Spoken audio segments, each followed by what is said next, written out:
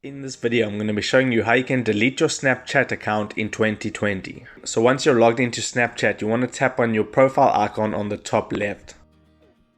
And then what you want to do is tap on the settings icon on the top right. Then you want to go ahead and scroll down to where it says support and then I need help. Tap on I need help. And then it says what can we help you with? You want to go ahead and type in delete in that box.